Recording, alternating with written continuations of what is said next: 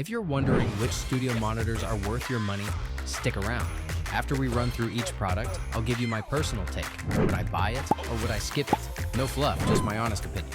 Let's get into it. Barefoot Sound Footprint03. These bad boys pack a serious punch with their three-way design and that fancy meme technology that lets you switch between flat, hi-fi, old school, and cube modes. It's like having 4 different monitors in one, except your wallet just got $1,995 lighter for the pair. The bass response is tighter than my jeans after Thanksgiving dinner thanks to their low Q port design, but some reviewers noticed a slight softness and overhang in the low end that makes it feel like your bass is doing yoga instead of hitting the gym. Would I buy it? Yes. Because having 4 different monitor personalities in one box is like getting a Swiss Army knife for your ears. And that mid-range clarity is chef's kiss perfection. Adam Audio T5V. The T5V delivers decent clarity and imaging from a compact footprint that won't dominate your desk like some monitors that think they're the main character. However, the low-mid frequencies are about as prominent as my motivation on Monday mornings, and you'll need to fiddle with that -2 decibel low-frequency equalization setting to get them sounding less anemic. Would I buy it? Maybe. They're a solid entry point into the Adam family that could make you a fan for life, but only if you don't mind babysitting the equalization settings like a helicopter parent. Collie Audio N8V2. These 3-way beasts use a coaxial mid-range tweeter combo that handles everything from 280 Hz up, leaving the 8-inch woofer to focus on the low end like a bass-obsessed gym bro. The sound is big, full, and vibrant with impressive dynamics that can hit 117 decibels maximum sound pressure level. But good luck fitting these chunky boys in your tiny bedroom studio without rearranging your entire life. Would I buy it? Yes. Because when you can get studio-grade 3-way monitoring with that kind of power handling and articulate bass response, you'd be crazy not to, even if they're bigger than some people's refrigerators. Adam Audio A7V. The A7V rocks that handmade XArt tweeter and 7-inch multi-layer mineral woofer combo that delivers superb detail and clarity across the entire frequency range from 40 Hz to 45 kHz. The DSP-based control with a control software is slicker than a greased penguin, letting you run SonarWorks Sound ID profiles directly on the monitor's embedded processor. But at $1,599.98 per pair, your bank account might need therapy. Would I buy it? Yes. These things punch way above their weight class with that future-proof firmware and room correction integration that makes them sound like they cost twice as much. Focal ST6 Twin6. The Twin6 rocks a 2.5-way design with dual 6.5-inch woofers and a beryllium tweeter that creates a soundstage wider than my ex's definition of just friends. Plus, that focus mode turns them into lo-fi Auratone cubes for mix checking. At 22 kilograms each and over half a meter wide, these French monsters will dominate your studio like Napoleon conquering Europe, and at $2,299 each, they'll conquer your savings account too. Would I buy it? Maybe. The sound quality is absolutely stunning with that smooth, fatigue-free listening experience. But unless you've got a studio the size of a small aircraft hangar and money growing on trees, they might be overkill for most setups. Focal Shape 65. These walnut veneered beauties deliver incredibly transparent sound that'll make you hear every mistake in your mix like a musical proctologist. But that automatic bypass feature is more annoying than a neighbor's leaf blower at 6 a.m. The sub-bass response is weaker than my willpower at a donut shop, and the tweeter is so unforgiving it makes Gordon Ramsay look like a kindergarten teacher. Would I buy it? Maybe. They're brutally honest monitors that'll improve your mixes, but only if you can handle the truth about your terrible recordings. KRK Crate 5.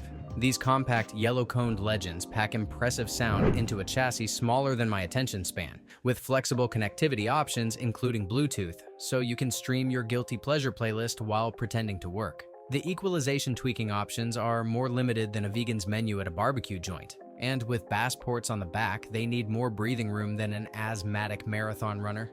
Would I buy it? Yes. At £149 per speaker, they're cheaper than therapy and deliver reliable sound that won't make you question your life choices. Fluid Audio Image 2. These bad boys come with built-in SonarWorks calibration software and a mix-cube mode that's like having 2 sets of monitors in one, which is cooler than a penguin's ass in Antarctica. At nearly £2,000 per speaker, they're more expensive than my car and might be too big for your bedroom studio unless you live in a mansion. Would I buy it? No. They're a glimpse into the future of monitoring, but I'd rather wait for the technology to trickle down to something that won't require me to sell a kidney. JBL 306P Maku. These budget champions deliver astonishingly flat frequency response and incredible off-axis performance thanks to their waveguide technology, making them sound way better than their price tag suggests. The only real complaint is some low-level amplifier hiss that's quieter than my neighbor's passive-aggressive complaints about my late-night mixing sessions. Would I buy it? Yes. They're the Honda Civic of studio monitors. Reliable, affordable, and they'll get the job done without breaking the bank or your back. MAudio 4060. These bad boys pump out 100 watts of bi-amplified power with a 6.5-inch Kevlar woofer that can apparently deflect bullets, though I'm not sure why you'd need bulletproof bass in your bedroom studio. The front panel looks like it belongs on a gaming headset from 2005, but hey, at least the Bluetooth works from 100 feet away, so you can play your terrible demos from the kitchen. Would I buy it? Maybe they're loud enough for house parties at 0 decibels and won't rattle apart like cheaper monitors.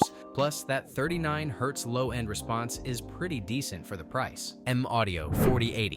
The big brother with an 8-inch woofer and 150 watts of Class AB power that'll make your neighbors question their life choices. Digging down to 32 Hz, which is deeper than my existential crisis. Sure, it's got that same gaming aesthetic that screams, "I peaked in high school," but the sound is actually refined enough that I don't want to throw it out the window after mixing for hours. Would I buy it? Yes. This thing hits 116 decibels max sound pressure level and actually sounds professional, unlike most M-Audio monitors that usually make me want to switch careers. PreSonus Eris Studio 5. These 5-inch monitors are like that friend who's really good at everything but never brags about it. Detailed, balanced, and perfect for small rooms where you can't fit anything bigger without your cat knocking it over. The bass is tighter than my budget after buying studio gear, though you'll need headphones to check what's happening in the sub-basement frequencies because physics is a cruel mistress. Would I buy it? Yes. They're small enough for desk setups and won't make your ears bleed during long sessions. Plus, PreSonus throws in a software bundle that's actually useful. Collie Audio LP 6-second wave. These budget champions pack 80 watts of bi-amp power with 3D imaging waveguide technology that sounds fancy, but basically means the stereo field doesn't suck. The speaker cones look cheaper than gas station sushi, but they sound way better than they have any right to at this price point, reaching 25,000 Hz on the top end. Would I buy it? Yes. At this price range, they're basically stealing money from other monitor manufacturers. And the boundary equalization feature actually helps when your studio is just a corner of your bedroom. IK Multimedia EyeLoud MTM. This little beast packs 100 watts RMS into a package smaller than most people's lunchboxes, with built-in room correction that's basically like having a sound engineer living inside your speakers. The MTM configuration with dual 3.5-inch mid-range drivers sounds impressive until you realize it maxes out at 103 decibels, which means it'll tap out faster than a lightweight boxer in a heavyweight fight. Would I buy it? Yes, because at this size, with onboard calibration, it's like getting a Swiss Army knife that actually knows how to cut properly. Noman KH122. This German precision machine delivers 117 decibels maximum sound pressure level from a 5-inch driver, which is like fitting a rocket engine into a compact car. Technically impressive, but slightly terrifying. The DSP-based bass limiting and dual triangular ports make it sound cleaner than my browser history, but the price tag will make you question every life choice that led you to needing professional monitors. Would I buy it? Yes, because when Germans engineer audio equipment, they don't mess around. And this thing goes down to 44 Hz, which is deeper than most people's thoughts. JBL 305P Maku. These budget champions deliver surprisingly punchy bass for $159 each, but the auto power off feature is more broken than a politician's promise. It either doesn't turn back on or plays favorites with just one speaker. The 82 watts of power and front-facing port make them sound way bigger than they look, though the slight hiss at low volumes reminds you that you didn't pay Neumann money. Would I buy it? Yes, because for the price of a decent dinner date, you get studio monitors that won't completely embarrass your mixes. KRK Rokit RP5 G5. The 5th generation Rokits come with 25 different EQ presets and 3 voice modes, which is like having a Swiss Army knife for your ears, but the bass-heavy signature means your mixes might sound like they're wearing platform shoes. These Kevlar-coned legends are everywhere, from bedroom producers to professional studios, proving they're the Honda Civic of studio monitors. Reliable, affordable, and slightly boring. Would I buy it? Yes. because they're consistent performers that won't break the bank. And sometimes you need monitors that are more dependable than your last 3 relationships. Thanks for watching. I hope this video helped you pick the studio monitors for you.